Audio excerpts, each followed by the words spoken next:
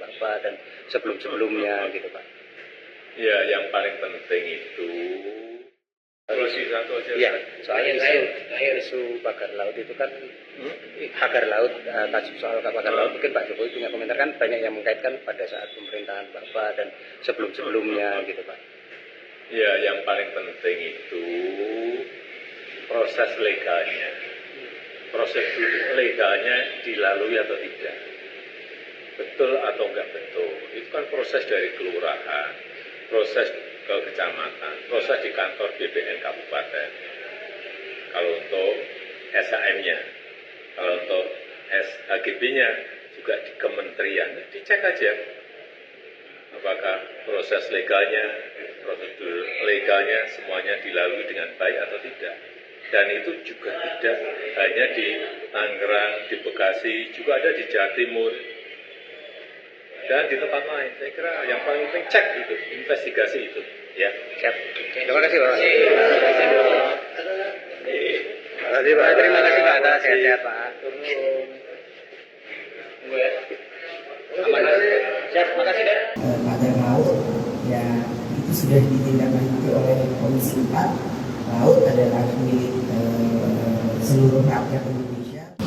Yang efisiensi itu akan menjadi sangat baik dan efektif dan harus dilakukan bersama-sama. Jadi memang itu satu hal yang tentu saja DPR dukung, bahwa kemudian pemerintah presiden berharap bahwa di tahun 2025 ini APBN itu digunakan dengan sebaik-baiknya, seefisien-efisiennya untuk kesejahteraan rakyat. Jadi DPR dukung apa yang menjadi kebijakan dari pemerintah dan presiden khususnya terkait dengan pagar laut ya itu sudah ditindaklanjuti oleh Komisi 4. Laut adalah milik seluruh rakyat Indonesia, milik negara. Jadi ya segera ungkap milik siapa, kenapa bisa seperti itu. Jadi tidak ada hal-hal yang kemudian menjadi kecurigaan. Nanti akan segera ditindaklanjuti dan diungkap oleh Komisi 4.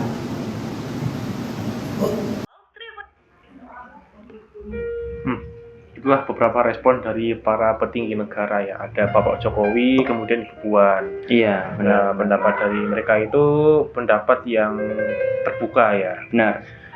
Tidak terlalu menolak, juga tidak terlalu menerima. Jadi di tengah-tengah menurut kita. Ya. Tapi di sini bisa menjadikan sebuah keabu-abuan. Ya kan? Kalau kita berteori itu bisa menjadi abu-abu. Karena kalau kita secara awam, ya orang yang awam yang melihat, kita itu tidak melihat ketegasan di situ.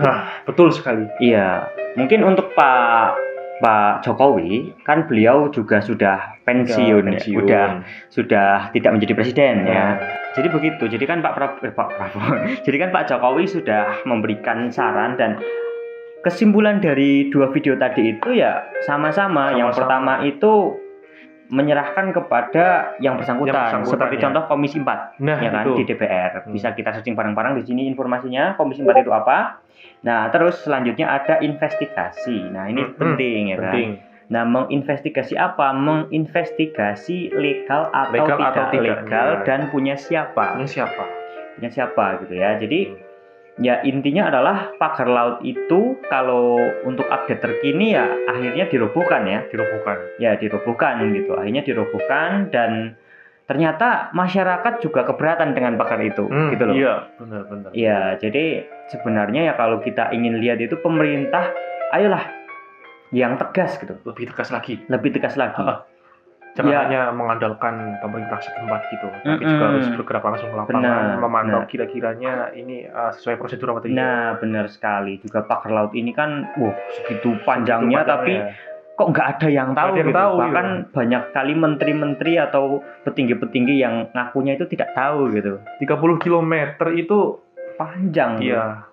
Panjang itu. Panjang loh. Kalau Anda mau speedrun di situ sampai ngos-ngosan bolak-balik juga meninggal mentah-mentah. Ya, makanya. Ya, gitu. kalau misalnya proses kerjanya nggak ketahuan sih ya mungkin bisa dibilang wajar ya. Tapi itu pagar udah jadi loh. Iya, benar. Ya terus kayak siapa yang ingin Roro Jonggrang itu Roro Jonggrang saja candinya 1 malam dan itu pun dia yang ngerjain jin. Ya ini siapa yang ngerjain? Apa emang seperti itu ya, Mas Jumbrang ya? Jin ini. Jin kah? Jin kah? Apakah jin kah yang mencocok-cocokkan ini?